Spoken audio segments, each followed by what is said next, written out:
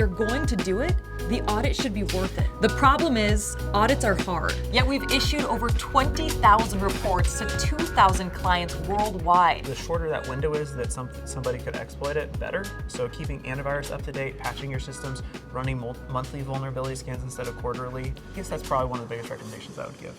Cybersecurity and compliance will no longer be a mystery. Hey everyone, welcome into our cybersecurity mission. My name is Allie Krings. I'm your host. Today we're sitting down with Aslan Kunsavage, and Aslan, I'm so glad that you're here. Yeah, I'm glad to be here. So there's a lot of different topics that we could cover within cybersecurity, but today we're going to be talking all about vulnerability management. Before we get there, tell me a little bit about you and your background. Yeah, so I work as a penetration tester at Kirkpatrick Price. I've been with KP for about 7.5 years now. I actually started on the audit side. Oh, interesting. Yep, I was working with SOC 2 audits, PCI audits. I wasn't an auditor. I was more writing notes for calls. I was reviewing policies, writing about policies, that sort of thing. But I always wanted to move into more of the technical hacking side of things. Mm-hmm. And Why? Because it sounded cool. And is it? It's pretty fun. It's pretty cool. Fun. Yeah, I like it. So about the year of the auditing, I switched over to project management on our penetration testing team, and so I got to know some of the tricks of the trade by kind of watching the team, and then slowly worked into it, and then one day I officially became a penetration tester. So I've been doing network pen testing for about 3 years now. And how do you like it? I enjoy it. I really enjoy troubleshooting and understanding why, if there's a problem or if there's a security issue or even just like, hey, a tool's not working, like how can I fix this? I really enjoy that. And I also, when there's a problem, and I understand it, I really like communicating that to people. Yeah. So it syncs well. Like the pen tests that I've had the most fun in are not the ones that like necessarily like I own the network the most or whatever. It's like where I find something and I know how to communicate that to a layperson, like the issue, so they know the impact of what's going on, and they also clearly have a roadmap on how to fix that. Well, let's go into one of those examples. Tell me about a time where you felt really successful after one of your pen tests. Okay. Yeah, so there was one time I was given a really small network to break into, but that was related to a bigger website that we were supposed to also hack. So I got the small portion, because this was early on in my career, and then another tester got the big portion. And when I was done, I had some time to kill, so I was like, well, I'm just going to start Googling this website just to see what's out there on this website. And I found, during Googling, typically when you Google, you type in a couple of words. Well, you can use what's called advanced search operators. Okay. To specifically, like, I'm going to search specifically results from Microsoft.com or whatever. Oh, I see. So you can like narrow it down so you don't have to wade through 100 pages. Yep. So I was doing those sorts of advanced searches just to find specific pages for this website. And I found a password reset page. And I'm like, oh, that sounds interesting. Like, what happens if I could, reset a password? So I go there, and the username is grayed out. So it's like I can't click on it or edit the username of what I'm going to edit. Well, a lot of times with websites, when something's grayed out, you can right-click on that and edit the code of the website on your side and re-enable it. And it turned out that by re-enabling the URL I found on Google, I could put any email address and reset their password. Wow. And it wasn't one of those like, hey, we're going to send you an email, click this link. It was just like, oh, you put a new password and your account is now changed. So essentially I could take over any account and then on the website. Wow. And I really enjoyed that because when I hopped on the phone with the client, they pulled in a couple of their developers, and I was 5 seconds into the meeting, and one of their developers was like, I know exactly where this is going. Oh no. And the link was only supposed to be sent via email. Yeah. That was their idea of like, oh, this was secure. But somehow Google got a hold of it, and then it was searchable for anybody who was using Google. Wow. And they got it fixed so that you couldn't just put in any old username, and it was fixed within probably a day. That's one of the things I think is so interesting with pen testing and vulnerabilities is on the development side, everything looks good. Life is grand. We're done here. Mm-hmm. But then somebody like you comes in and it's a It was a Google search that unfolded this huge vulnerability for them. So how lucky that they had you and that you were able to exploit that weakness. You know, is Googling one of the simple tools that a pen tester uses?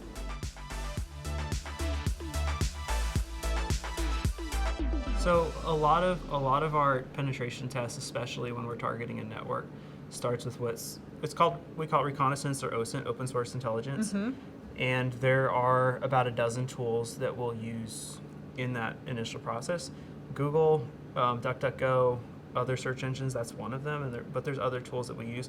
And basically, when we're targeting a network, we're just trying to collect information about the company that could give us context. Yeah. So often on a pen test, one of the first things I'll do is I'll go to the company website and just read it. I'm not trying to hack it, I'm just trying to figure out what the company's doing. And then I'll go to Google and see what kind of pages pop up about that specific website or what's in scope. If I'm actually targeting a bunch of computers and websites are hosted on them, then I might go back to Google for that sort of thing. But that's just one of dozens of tools we might use for that reconnaissance phase. So we're not even necessarily hacking at that point. We're just collecting information to understand what we're even doing here. And then when it comes to cybersecurity, there's a million and one topics that we could talk about, right? But for this podcast episode, we're going to focus a little bit more on vulnerability management. And I wanted to ask you could have selected anything. So why vulnerability management?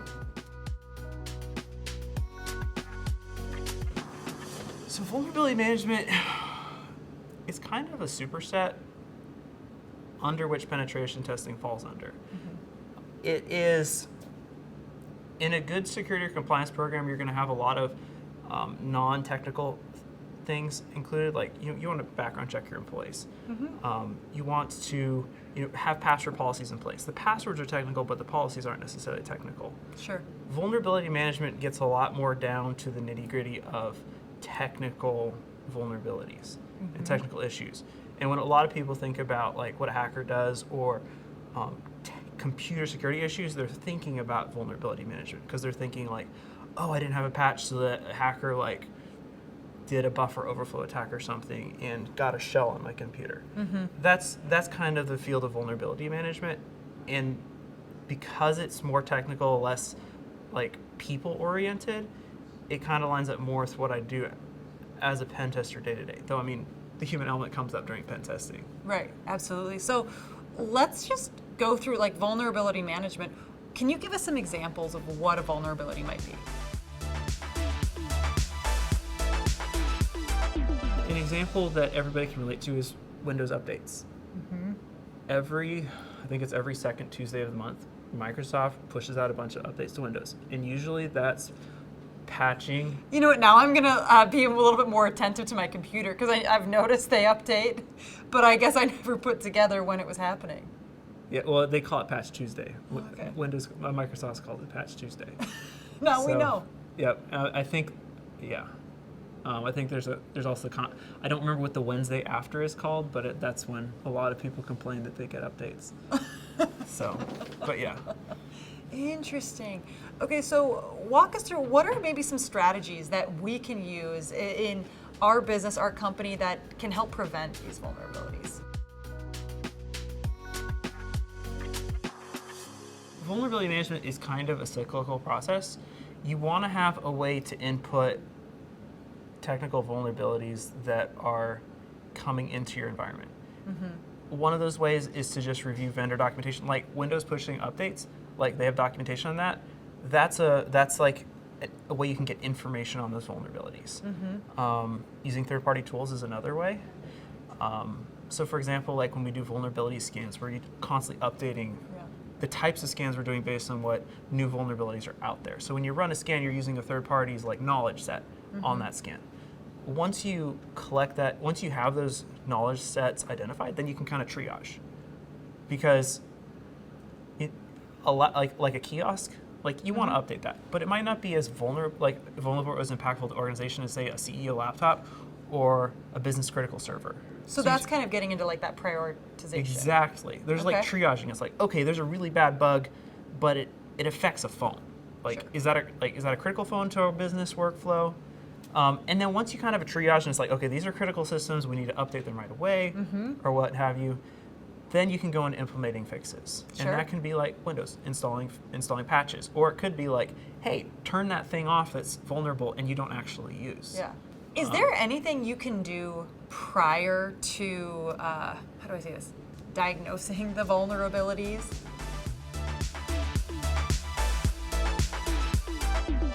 If you have strong processes in place, like for example, when you're configuring your computer, if you're turning off things you don't need, sometimes when vulnerabilities come down the pipeline, a lot of times they're focused on vulnerabilities that in fact impact like a default setup. Like Windows has a bunch, they're doing better. Old Windows had a bunch of junk that was just enabled by default. If you go in and you lock that down, that's called hardening, then some of those critical vulnerabilities would come out, and it's like, oh, that doesn't affect us because we've already addressed the root cause of not having something on that we don't need. You know, something as simple as a computer, you think about any company. Most employees, almost every employee might have their own laptop that's issued by the company. Is every single person in that company hopefully adhering to a policy like that? Yes. So how do you communicate that? Well, I say yes, they hopefully are, but usually doesn't happen. That's when you're getting into like, bring your own device. Like, are you allowed to bring your own device to work and use it? If you're allowed to do that, then there should be a lot of communication between IT and the staff, or leadership and the staff, just to be like, hey, if you're going to use your laptop, that's fine, but do these things to be secure. Maybe have a strong password.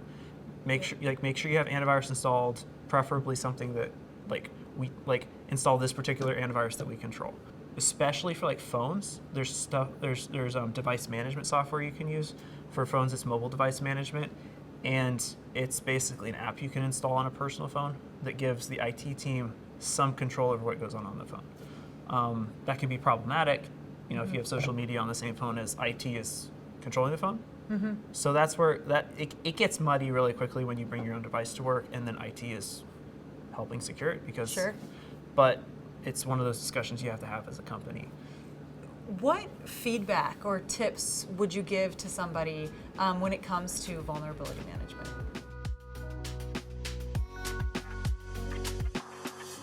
I would say make sure you're doing it regularly. Yeah. Like if you have a process but you do it every twice a year, that's not nearly as effective as if maybe it's a tiny bit sloppier but you're doing it every month. So especially with like critical or easily exploitable things, the shorter that window is that somebody could exploit it, the better. So keeping antivirus up to date, patching your systems, running monthly vulnerability scans instead of quarterly, doing a penetration test, shameless plug. Those are all things, like if you're on a consistent schedule and you try to do it, that can help identify those things faster. I guess that's probably one of the biggest recommendations I would give. All right. Well, Aslan, I want to say thank you so much for joining us. For my friends who are tuning in, I want to invite you guys to go online to kirkpatrickprice.com/podcast. Down below there, you can enter in comments, you can ask questions. Maybe you even have a topic that you'd love for us to cover in the future, a pen testing question or vulnerability management question for Aslan. We invite you all to go online. Of course, join our LinkedIn group down below as well. But Aslan, I want to say thank you for taking the time to walk us through this, and I hope you have a wonderful rest of your day. Thanks. You too. When you work with a Kirkpatrick Price cybersecurity auditor, you work with someone who's been in your shoes. Let's see what the next expert is ready to share to support you in your cybersecurity mission. Hi, my name is Bob Welch. I'm an information security auditor at Kirkpatrick Price. I started out in security when I was a system administrator, and I was basically realizing that everything I did had to have something with security involved with it. So it was kind of a natural fit and natural evolution to security and auditing. So today I wanted to talk about management controls. That's one of my favorite topics, and the reason why is because this is where you get an idea of where management put their priority when it comes to security and data assets and things of that nature. You also learn about what their concerns are when it comes to regulatory issues. A lot of companies that work with medicine or medical companies or hospitals or anything of that nature worry about something like HIPAA, and that drives a lot of their decisions. When you get an idea of where the management puts their resources, you also get an idea of where their culture is and how they view security. So what can make this more difficult is if the management is not invested in the security process, you may not get very good results from, like for instance, in our case, an audit. They might not get the results that they want. The other side of this is that if they are very concerned about this sort of thing, they may put a lot of resources into it and try to maybe put a lot more resources into the audit process and make it more successful.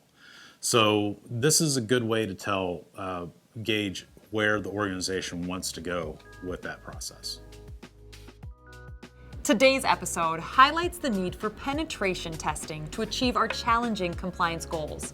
An ethical hacker can put your defenses through an exercise to find problems before the attackers do. Are you ready to join a community of 10,000 people who are working together to elevate the standards for cybersecurity and compliance? It's free to sign up at kirkpatrickprice.com/podcast or check the show notes and achieve greater levels of assurance today. Thanks for joining us on our cybersecurity mission.